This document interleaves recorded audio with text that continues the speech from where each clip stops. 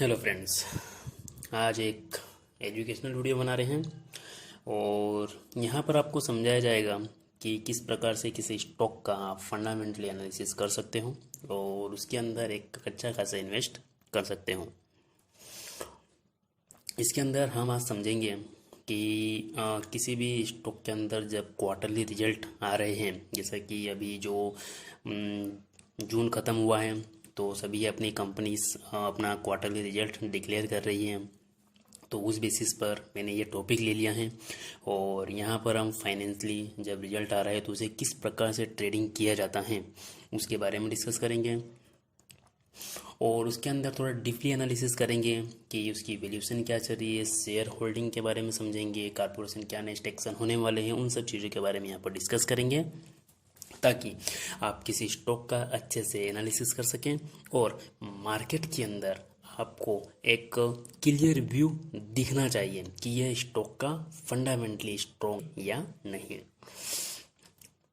तो बहुत दिनों बाद एक वीडियो बनाई जा रही है और यहाँ पर कुछ कमेंट्स आते हैं तो उनको ध्यान में रखते हुए वीडियो बनाई जा रही है, क्योंकि मैंने बीच में वीडियो डालना बिल्कुल बंद कर दिया था क्योंकि मुझे नहीं लग रहा था कि लाइव वीडियो डालने से आप कुछ सीख रहे होंगे। इसीलिए सोचा कि अब वीक में एक बार वीडियो डालने की कोशिश करूँगा जिसमें आपको बहुत सारी इन्फॉर्मेशन प्रोवाइड की जाएगी और आप वहाँ से अच्छा खासा एक एनालिसिस कर सकते हो।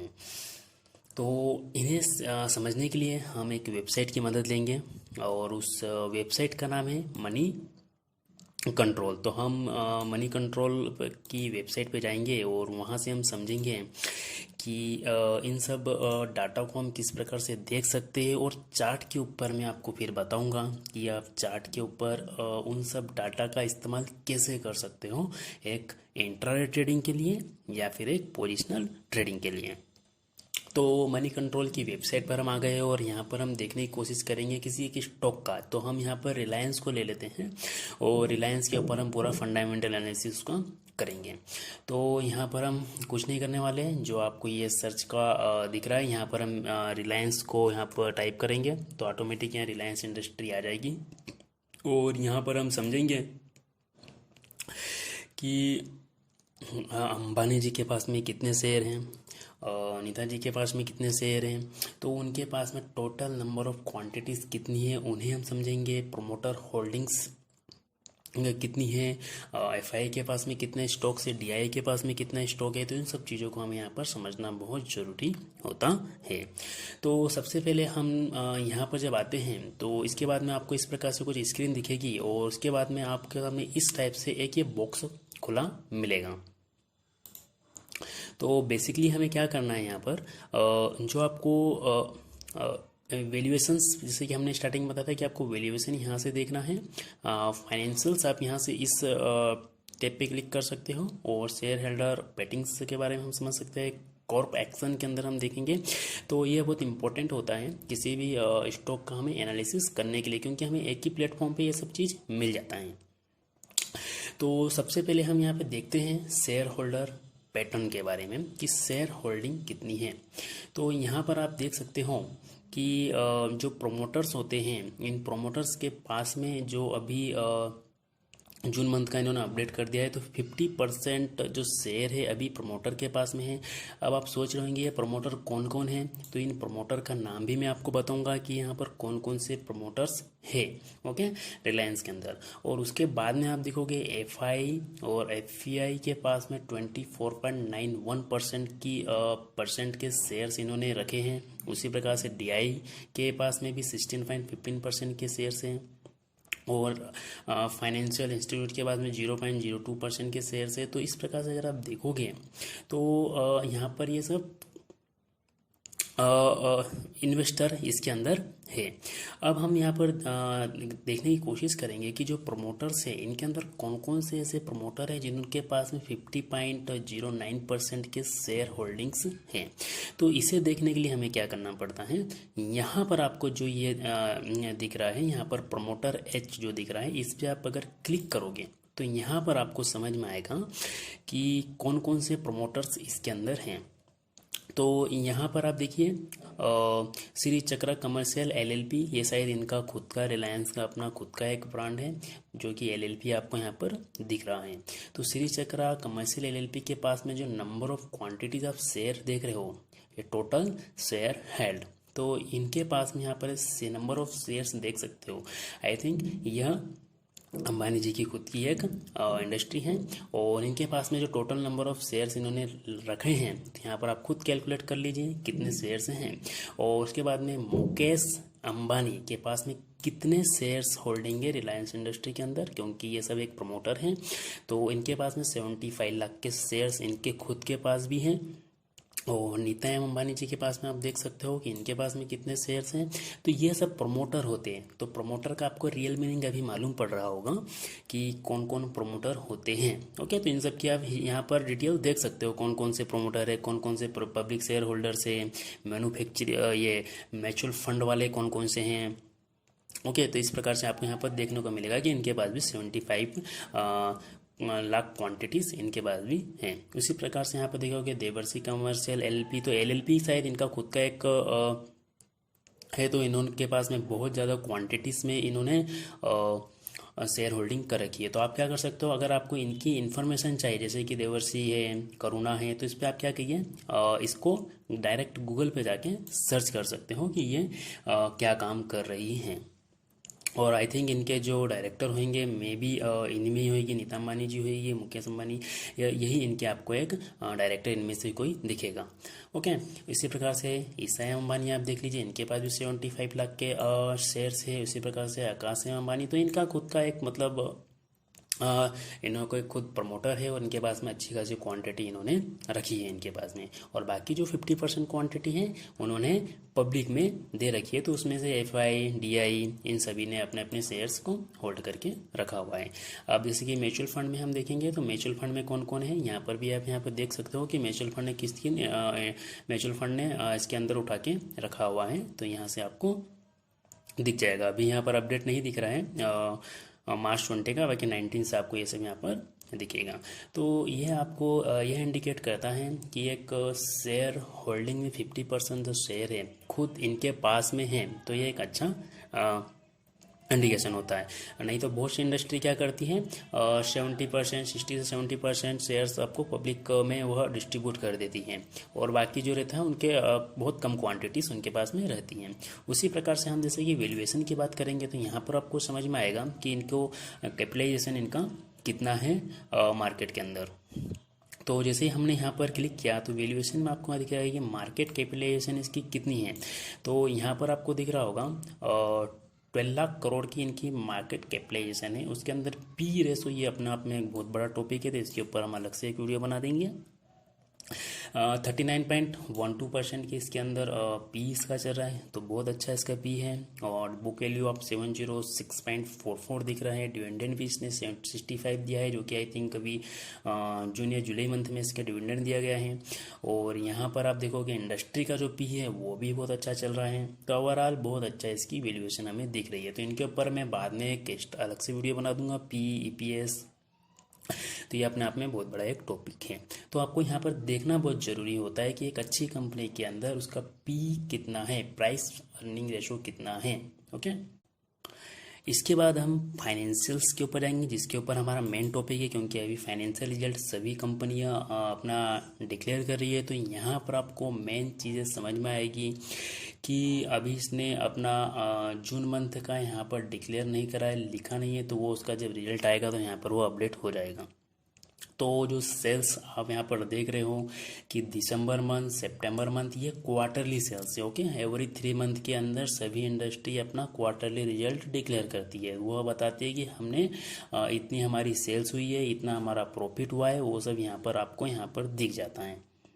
तो यहाँ पर आपको क्या करना है, दिसंबर मंथ और सितंबर मंथ, तो सितंबर के बाद में अक्टूबर, नवंबर, दिसंबर, ये 3 मंथ का आपको देख रहा है। और यहाँ पर इसने अच्छी ग्रोथ करी थी, और ग्रोथ करी थी तो उसका जो है ऐसे प्रॉफिट भी एक अच्छा हुआ है। तो नेट प्रॉफिट यहाँ पर कंटिन्यू इसने जो प्रॉफिट किया था वो ओवरऑल कितना किया था, 11,000 करोड़ का अराउंड इसका प्रॉफिट हर 3 मंथ में होता था, लेकिन जो लास्ट क्वार्टरली जब आया था मार्च 2020 का, तो इसका जो है वो बिल्कुल कम हो गया था। तो हो सकता है कि चार्ट के ऊपर जब हम इसकी एनालिसिस करेंगे, क्योंकि ये सब हमें चार्ट पे समझना है, तो थ्योरेटिकल फर्स्ट समझ लेते हैं, उसके बाद में हम चार्ट के ऊपर समझेंगे।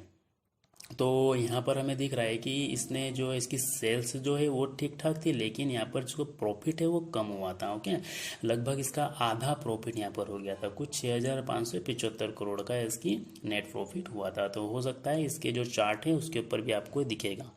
तो इन सब की हमने यहाँ पर क्या देखा, हमने ऐसे क्वांटिटिव एक एनालिसिस करने की कोशिश करी है कि अगर इसके अंदर जब ग्रोथ हो रही है, इसकी सेल्स ज़्यादा हो रही है, ओके, क्योंकि कोई भी इंडस्ट्री क्या करता है, किसी भी प्रोडक्ट को, अपनी सर्विस को सेल्स करता है, और उसके बाद में उसमें जो भी प्रॉफिट होता है टैक्स कट के वो यहाँ पर शो कर देता है। तो यहाँ पर हमें क्या समझ में आ रहा है कि इससे पहले जो इसने इतनी सेल्स करी थी, उसके बाद में यहाँ पर मार्च, और क्योंकि अभी जो कोरोना पैंडेमिक के कारण इसकी जो है नेट प्रॉफिट इसमें कम आया है।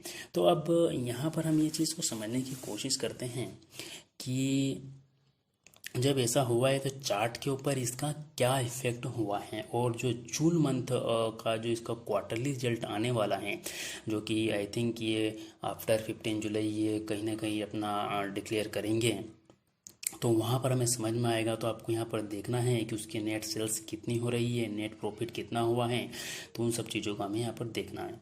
तो चलिए अब हम क्या करेंगे, रिलायंस चार्ट के ऊपर जाएंगे, और इसे ही हम सेम चीज़ को, इन्हीं चीज़ों को चार्ट के ऊपर ड्रॉ करेंगे और समझेंगे। तो मैंने यहाँ रिलायंस का चार्ट ओपन किया है, ऐसे मैं डेली बेसिस पर ओपन करता हूँ, और यहाँ सबसे पहले हम इन सब चीज़ को क्लियर करते हैं। ओके, तो यहाँ पर आपको बिल्कुल एक सिंपल प्लेन चार्ट दिख रहा है, जिसके ऊपर कोई ड्राइंग नहीं है, और इसके ऊपर हम सेम जो कि हमने यहाँ पर देखा है फाइनेंशियल, ओके, तो इन्हें हम क्या करेंगे, लाइन से समझने की कोशिश करेंगे, एक लाइन ड्रॉ करेंगे और वहाँ पर समझने की कोशिश करेंगे कि अभी इसकी सिचुएशन क्या चल रही है, क्योंकि आपको वो दिखना बहुत ज़रूरी होता है। तो जब आपको आंखों से दिखना स्टार्ट हो जाएगा तो आप सही डायरेक्शन में ट्रेड करना भी सीख जाओगे। तो हम यहाँ पर जैसे कि मार्च मंथ हो गया, दिसंबर मंथ, तो हम यहाँ पर क्या करते हैं, मार्च मंथ के इस पर एक लाइन ड्रॉ कर देते हैं, ताकि आपको वो सब चीज़ें अच्छे से दिखना लगे। तो हमने एक वर्टिकल लाइन लेना है, और हम यहाँ पर मार्च मंथ, तो ओके 30 मार्च, ओके, तो ये 31 मार्च यहाँ पर हमने एक लाइन ड्रॉ करी है। और उससे पहले दिसंबर मंथ, तो यहाँ पर हम देखेंगे कि January and this one December. Okay, तो ये हमें जो दिख रहा है एक क्वार्टरली दिख रहा है। ओके, इस टाइम भी एक इसका क्वार्टरली रिजल्ट आया था, तो इसका जो डायरेक्शन कुछ इस टाइप में था। और उससे पहले अगर हम देखेंगे तो यहाँ पर आपको दिखेगा कि सॉरी, इससे पहले जब इसका जो है सितंबर मंथ, सितंबर से दिसंबर मंथ का हम निकाल लेते हैं। तो सितंबर मंथ में हम देख लेते हैं, तो यहाँ से हम 3 मंथ बैक जाते हैं, तो यहाँ पर हमें सितंबर दिख रहा है, सितंबर, अक्टूबर, नवंबर, तो हमने यहाँ पर इसे लाइन ड्रॉ कर दिया। ओके, तो यहाँ पर हमें 3 मंथ का यहाँ पर दिख रहा है चार्ट, और 3 मंथ का चार्ट हमें यहाँ पर दिख रहा है, और 3 मंथ का चार्ट हम यहाँ पर जून तक लगा देते हैं। तो यहाँ से हमने ये 3 मंथ का चार्ट यहाँ पर लगा दिया है। ओके, तो इस क्वार्टरली रिजल्ट का अभी क्या रिजल्ट आने वाला है, अभी डिक्लेयर नहीं हुआ है, बाकी सबका हो चुका है। ओके, तो अब यहाँ पर आपको क्लियरली दिख रहा होगा कि मैं यहाँ पर एक हॉरिजॉन्टल लाइन पहले ड्रॉ कर देता हूँ। सो यहाँ पर हम देखेंगे कि जब इसका अक्टूबर, नवंबर, दिसंबर, ओके, 3 महीने का जब क्वार्टरली रिजल्ट आया था, तो इसने एक अच्छी ग्रोथ करी थी। तो कुछ जो है इसका जो चार्ट गया था वो ऐसा अपसाइड में गया था। अब हम यहाँ पर जब इस दिन देख रहे थे कि दिसंबर उसके बाद में यहाँ पर देखिए जनवरी फरवरी मार्च, ये 3 महीने का चार्ट था। इस टाइम इसकी सेल्स गिरी थी। तो यहाँ पर हमें कैसे मालूम पड़ेगा, हमने जैसे कि पहले ही आपको बताया था कि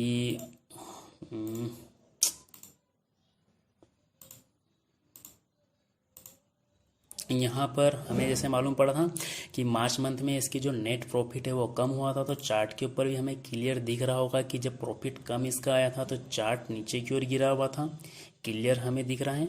और अभी जो हमें एक्सेप्ट लग रहा है इसका जो ग्रोथ है वो हुई है। तो अभी जो इसका रिजल्ट आने वाला है जून मंथ का जुलाई मंथ में आने वाला है, तो इस 3 मंथ का इसका अच्छा प्रॉफिट यहाँ शो करेगा। तो हो सकता है एक प्रॉफिट बुकिंग हो सकती है, सभी लोग इसका रिजल्ट का वेट कर रहे हैं। तो कुछ चार्ट से हमें यह समझ में आ रहा है कि अगर मैं इसे यहाँ पर एक लाइन ड्रॉ करता हूँ तो यहाँ से यहाँ तक की जो आपको दूरी दिख रही है, इसने यह पूरा लॉस जो है वो रिकवर हो चुका है, क्योंकि चार्ट हमें यही शो कर रहा है और ये ओवरऑल प्रॉफिट में चल रही है। ओके, तो जुलाई मंथ के अंदर ये एक प्रॉफिट के अंदर चल रही है। तो हो सकता है आने वाले टाइम में और अच्छे इसके रिजल्ट आए और ये अच्छे ऊपर की हो जाए। तो एक इन्वेस्टर क्यों इसके अंदर इन्वेस्ट कर रहा है, आपको समझ में आ रहा होगा कि एक अच्छी कंपनी है और माल नीचे गिरा हुआ है कोरोना के कारण। ओके, इसीलिए जो है इसको बहुत तेज गति से इसके अंदर से माल को उठाया गया है और जब भी प्राइस सडनली 3 महीने के अंदर इसने पूरा जो गिरा हुआ था वो रिकवर कर लिया है और अपने सभी क्वार्टरली रिजल्ट से ऊपर की ओर चल रहा है। तो यहाँ से इसके अंदर एक ग्रोथ हुई, फिर ये नीचे गिरा है और फिर क्वार्टरली रिजल्ट इसका आने वाला है। तो उसके बाद भी आपको यहाँ पर अच्छे खासे इसके अंदर रिजल्ट दिखेंगे। अब यहाँ से हमें क्या समझ में आ रहा है कि हमारे पास में कुछ वैल्यू 3 मंथ का, जैसे कि हमारा जो एम रहेगा वो 3 महीने तक इसका ट्रेडिंग करने का रहता है। तो अगर आपने इस प्रकार से इसके अंदर लाइन ड्रॉ करी है तो आपको यहाँ पर कॉन्सेप्ट क्लियर रहेगा कि हाँ मैं सही डायरेक्शन में ट्रेड कर रहा हूँ। तो जैसे हमें यहाँ पे दिख रहा है कि ये अपसाइड जा रहा है, तो ये एक अप ट्रेंड में ही जा रहा है और यहाँ पर हमें कहीं भी लॉन्ग ट्रेड करने की अपॉर्चुनिटी मिलेगी तो हम इसके अंदर लॉन्ग ट्रेड इजीली कर सकते हैं। और अभी भी हमें यही दिख रहा है कि इसके अंदर जब भी लॉन्ग अपॉर्चुनिटी दिखेगी हम लॉन्ग ट्रेड कर सकते हैं। तो यहाँ से आपको पूरा एक फंडामेंटली एनालिसिस आपने किया और यहाँ से आपने ये देखने की कोशिश करी कि इसके अंदर नेट सेल्स अभी क्या चल रही है, नेट प्रॉफिट क्या चल रहा है। और उसके बाद में आपने क्या करा, चार्ट के ऊपर कुछ लाइंस ड्रॉ करी और वहाँ से सही डायरेक्शन को आइडेंटिफाई करने की कोशिश करी। तो आपके अंदर एक कॉन्फिडेंट आएगा कि हाँ मैं एक सही डायरेक्शन में ट्रेड कर रहा हूँ, फंडामेंटली जो स्टॉक है वो स्ट्रॉन्ग है। इस टाइम अगर आप देखते थे ये नीचे की ओर आ रहा था, तो यहाँ से आपको समझ में आ गया होगा कि क्यों यहीं से फिर ये ऊपर की ओर कंटिन्यू चला। और जिन्होंने भी एक इन्वेस्टमेंट के लिए करा है, इन्वेस्ट किया है, उनको अच्छा खासा यहाँ पर प्रॉफिट हुआ होगा। तो इन्हें आपको देखना है, जब आप इंट्राडे करते हो तब भी आपको देखना बहुत ज़रूरी होता है। तो यहाँ से आपने कुछ न्यू चीज़ सीखी हुई है और आने वाले टाइम में भी मैं इसी प्रकार के कुछ वीडियोस आपको प्रोवाइड करूँगा ताकि आप कुछ नया सीख सकें। अब इसका रिजल्ट आने वाला है तो इसमें थोड़ा वेट करिए कि इसका रिजल्ट आ जाए आने के बाद में, क्योंकि देखिए रिजल्ट आएगा तो इसमें प्रॉफिट बुकिंग होएगी। जब प्रॉफिट बुकिंग होएगी तो ये नीचे की ओर आएगा। ओके, और नीचे की ओर आएगा तो हो सकता है जो 1600 का लेवल है इसके लिए बहुत इंपॉर्टेंट सपोर्ट का काम यहाँ पर करेगा। ओके, तो जब प्रॉफिट होगी तो आपको नज़र होना चाहिए कि हाँ इस लेवल पर अगर ये आता है तो मैं क्या करूँगा, एक अच्छा खासा इंट्राडे ट्रेडिंग कर लूँगा, उसके अंदर हम अच्छा खासा प्रॉफिट निकाल लेंगे। और अभी भी ये एक अप ट्रेंड में चल रहा है, इसके अंदर कोई भी प्रॉब्लम नहीं आ रही है। तो कुछ इस प्रकार से आप क्वांटिटी जब एनालिसिस करते हो तो आपको यहाँ पर समझ में आता है कि जिस प्रकार से आपके ये आंकड़े बोल रहे हैं उसी प्रकार से ये चार्ट भी चल रहा है। तो आप दूसरे स्टॉक्स के अंदर भी ऐसे ही थोड़ा निकालने की कोशिश करिए। अगर उसके अंदर कुछ अलग हो रहा है तो उसे समझने की कोशिश कीजिए, उसके अंदर कितनी होल्डिंग्स प्रमोटर्स की हैं। तो इस प्रकार से आप एक अच्छे पोजिशनल स्टॉक्स भी निकाल सकते हैं जो कि नीचे गिरे हुए हैं लेकिन उसके अंदर एक ऊपर जाने की क्षमता है। तो चलिए इस वीडियो में आपने बहुत कुछ सीखा होगा। तो हम फिर मिलेंगे एक न्यू एजुकेशनल वीडियो के साथ में। जब तक के लिए बाय बाय, टेक केयर।